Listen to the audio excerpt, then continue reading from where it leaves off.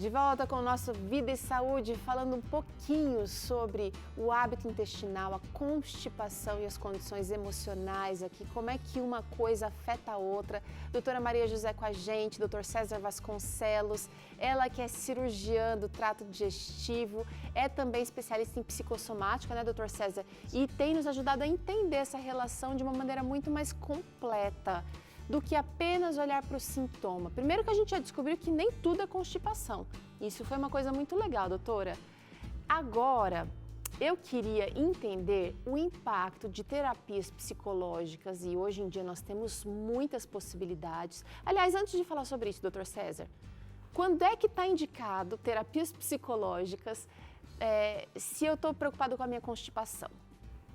Então, quando a pessoa já fez os exames clínicos com especialista, né, com a doutora Maria José, uma especialista, e verificou, já recebeu orientações clínicas de como lidar com aquilo ali, aprendeu sobre seu ritmo de evacuação, tudo isso, mas a pessoa tem estresse, tem uma ansiedade, está nervosa, está nervoso, né, ou está ficando deprimido, entristecido, está sentindo que está meio que travando o desenvolvimento natural dos seus estudos, do seu trabalho, e o intestino ainda, mesmo com as orientações do especialista, ainda está com um problema, mas você está verificando que o peso do aspecto emocional é importante na vida dessa pessoa, e ela não está conseguindo sozinha elaborar isso aí.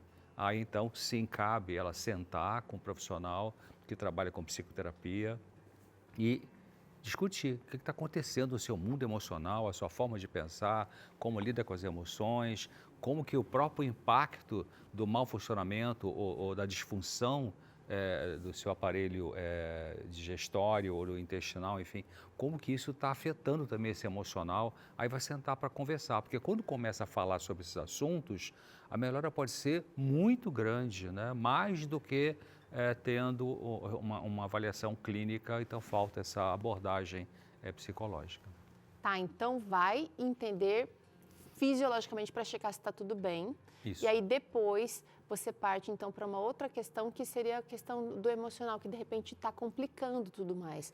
Agora sim, vamos entender o impacto dessa terapia ou dessa psicoterapia no tratamento da constipação associada a condições psicossomáticas, tá bom?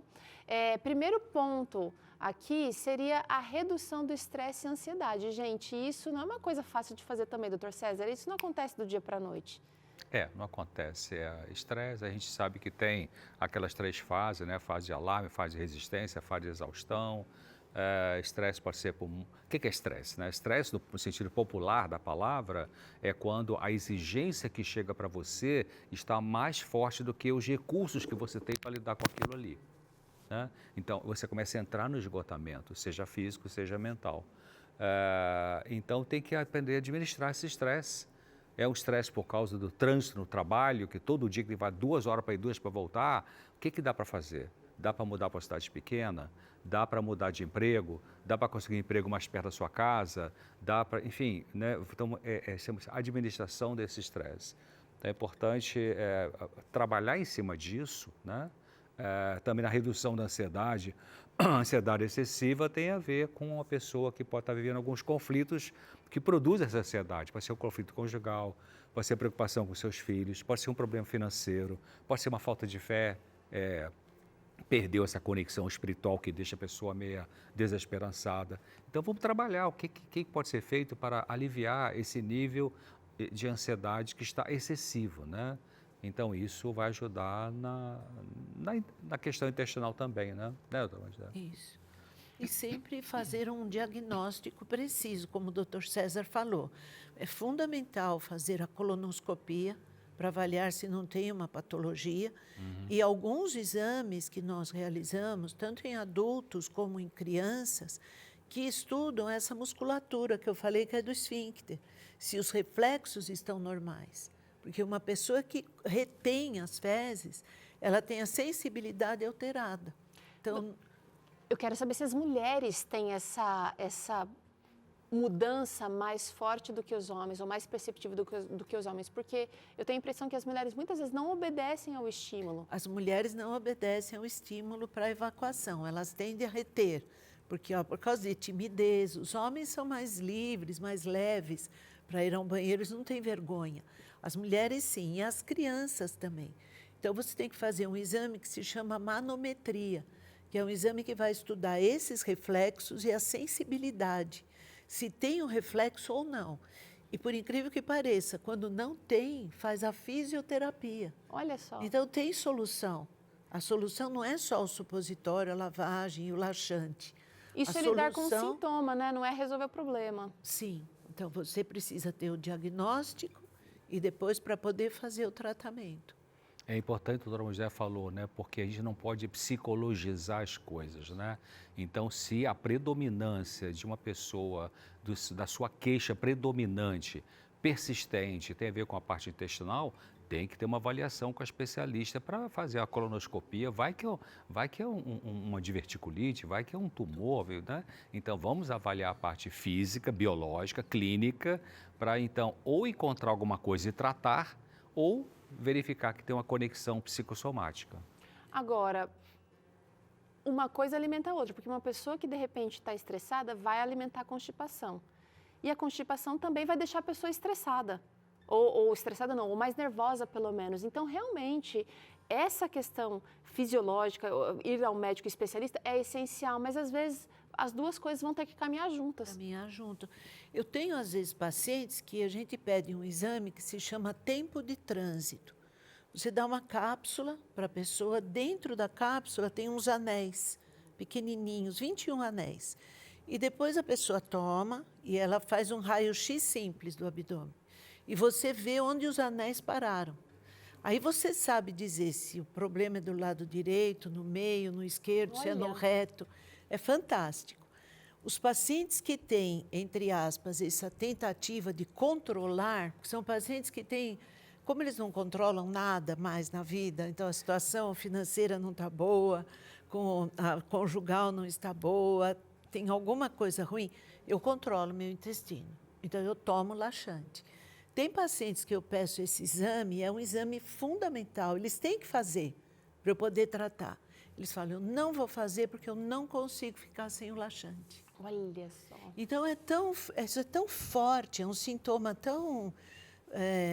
eu acho que até o paciente fica entristecido inconscientemente, porque ele não consegue largar aquela substância externa para controlar algo que, afinal de contas, é a motilidade do intestino. Uhum. Por isso que tem muito a ver com ansiedade, com depressão, com estresse, com falta de controle. Certo. Porque realmente nós não controlamos tudo. Pois é. Algumas coisas a gente acha que controla, né? Olha, outro sintoma, não sei nem se é sintoma, né? Eu acho que seria mais assim, como é que a psicoterapia pode ajudar ou pode impactar, tá? Olha só esse ponto, a modulação da percepção de dor e desconforto, isso também pode ser alterado, porque com a psicoterapia pode ser que aquilo deixe de ser algo tão monstruoso, não é, gente? A pessoa, com ajuda psicológica, ela começa a diminuir os bicho-papão da vida que assusta, né? Ela começa a ter mais condições de lidar com a sua própria emoção. A gente chama de regulação da emoção. O que é isso? A pessoa aprende a não ficar apavorada com a sua ansiedade. Ela aprende a não ficar apavorada um dia que está mais triste do que o outro, né? Então ela vai tolerando melhor a dor emocional, que é uma realidade nessa vida, né? Todas as pessoas saudáveis, mentalmente falando, têm dores emocionais, tem tristeza, tem angústia, né? A diferença é que a pessoa que não tem controle emocional é que quando ela tem a dor emocional que cabe nessa circunstância, ela fica muito apavorada com isso, né? Então, isso afeta realmente a motilidade também intestinal, né, Dona? Sim. Vamos trazer outro ponto aqui que pode ser impactado pela psicoterapia, quando a questão é constipação e associada à psicossomática, a melhora de comportamentos referentes à saúde. O Dr. César meio que comentou isso também, né? Ela vai, de repente, começar a perceber que precisa se alimentar melhor, beber mais água. São comportamentos que talvez estavam negligenciados, ela estava botando tudo na conta do estresse, da depressão, da ansiedade.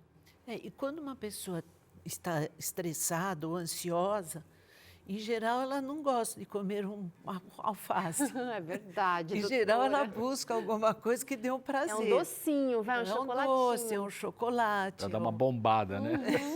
Porque isso realmente, ele faz liberar a serotonina. E depois tem a cobrança posterior, porque alteram a microbiota intestinal, vai alterar. Então, não poderia ser contínua essa mudança. Então, ela tem que fazer uso das fibras. A aveia, por exemplo, ela tem muitos probióticos naturais. Brócolis é um alimento muito saudável. Os cereais, os legumes são muito bons. Então, é uma mudança do comportamento. Legal. Outro ponto aqui que pode ser impacto aí da psicoterapia é o tratamento de condições subjacentes, doutora. Você falou, por exemplo, do Parkinson. Diabetes pode também alterar Diabetes, remédios para hipertensão arterial, uso dos diuréticos. Aliás, todos os remédios, até os antidepressivos, os ansiolíticos, eles podem fazer uma alteração do ritmo intestinal. Os anti-inflamatórios, os analgésicos, eles mudam a motilidade do intestino. Então, essa modificação, entender as outras condições patológicas que a pessoa tem, as outras doenças, é muito importante. E, principalmente, se a pessoa faz uso de laxantes. Primeira coisa, diminuir o laxante e aumentar a ingestão das fibras. Por exemplo, semente de linhaça, ela tem bastante ômega 3. Uma colher de sobremesa por dia é bom tanto para os homens como para as mulheres, porque faz essa mudança na microbiota. Outra coisa daquele trabalho de idosos, tem muitos idosos que ficam muito parados, né? Uma pessoa acamada. O intestino não funciona bem. Eu tenho muitos idosos que eu vou visitar em asilos para poder fazer um clister neles, para o intestino funcionar. Então, são as condições subjacentes e o médico e o cuidador têm que perceber isso para que a qualidade de vida da pessoa fique melhor. Tem a ver com o próximo ponto que a gente vai comentar aqui, que seriam as terapias combinadas. Ou seja, e eu estou chamando de terapia aqui, mas pode ser ferramentas aí unidas, né, doutor César? A dieta, a atividade física, a hidratação, beber bastante água, como o doutor José falou, geralmente idosos se hidratam mal, né? Inclusive estressa muito o cérebro, porque 70% do corpo é água e 90% do cérebro é água, quer dizer, a gente precisa de água, né? Mas o idoso fica com essa preocupação, não, se eu beber muita água, vou ter que fazer xixi toda hora, vou ter que levantar toda hora, não quero levantar toda hora. Às vezes o paladar também não aceita mais, né? Porque muda muita coisa aqui.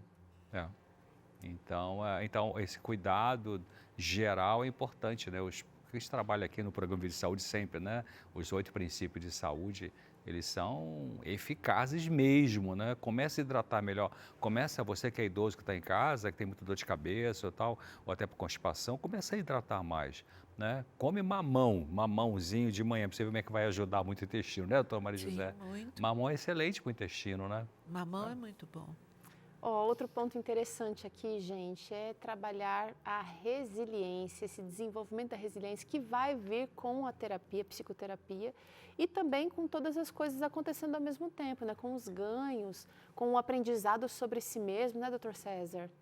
Resiliência, né, só para lembrar, sabe quando você pega um elástico de cabelo, elástico de dinheiro, você pega o elástico, ele estica normalmente. Ele vai ficando envelhecido, ele perde aquela elasticidade.